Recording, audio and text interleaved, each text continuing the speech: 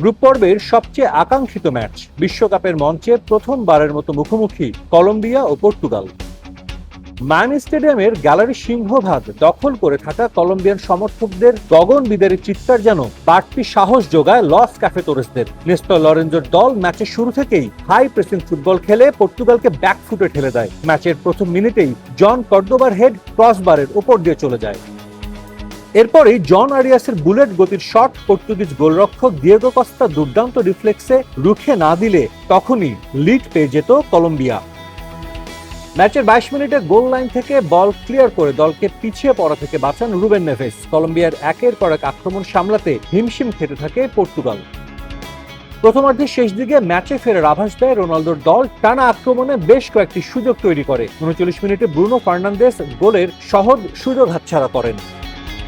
বিশ্বকাপ দেখুন বায়োস্কোপ প্লাসে, সব নেটওয়ার্কে, সব ডিভাইসে। 42 মিনিটে হোয়াও ফেলিক্সের ভলি অল্পের জন্য চলে যায় পোস্টের ওপর দিয়ে, হতাশা বাড়ে পর্তুগিজ সমর্থকদের। ম্যাচের দ্বিতীয়ার্ধে কলম্বিয়ার দাপট আরো বেড়ে যায়। এ সময় পর্তুগাল শুধু নিজেদের ডিফেন্স সামলাতেই ব্যস্ত ছিল। দ্বিতীয়ার্ধে বদলি হিসেবে নামা রিচার্ড রিওস ও লুইস সুয়ারেজ 5 মিনিটের ব্যবধানে দুটো সুযোগ পান, কিন্তু ভাগ্য সহায় ছিল না কলম্বিয়ার। বল প্রদর্শনে এগিয়ে থাকার পাশাপাশি আক্রমণেও আধিপত্য ছিল কলম্বিয়ার। গোলের জন্য 24টি শট নিয়ে 6টি লক্ষ্যে রাখতে পারে তারা, আর পর্তুগালের 13 শটের মাত্র 2টি ছিল লক্ষ্যে।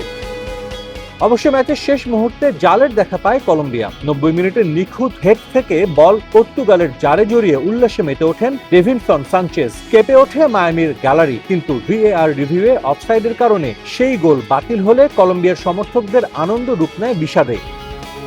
ম্যাচ শেষের কয়েক সেকেন্ড আগে রোনালদোর সামনে সুযোগ আসলেও এবারও ব্যর্থ হন পর্তুগিজ অধিনায়ক। পয়েন্ট ভাগাভাগি করে মাঠ ছাড়ে দুদল। গ্রুপ চ্যাম্পিয়ন হয়ে নকআউটে পা রাখে কলম্বিয়া। গোল না হলেও লাতিন ও ইউরোপিয়ান পরাশক্তির এই ধ্রুপদী লড়াই বিশ্বকাপের অন্যতম সেরা ম্যাচগুলোর তালিকায় থাকবে, তা বলাই যায়।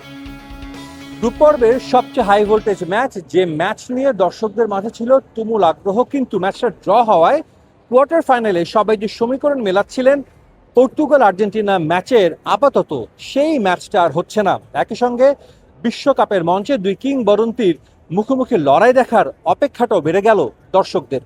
মায়ামি থেকে সাজিদ মুস্তাহিদ, সময় সংবাদ, যুক্তরাষ্ট্র।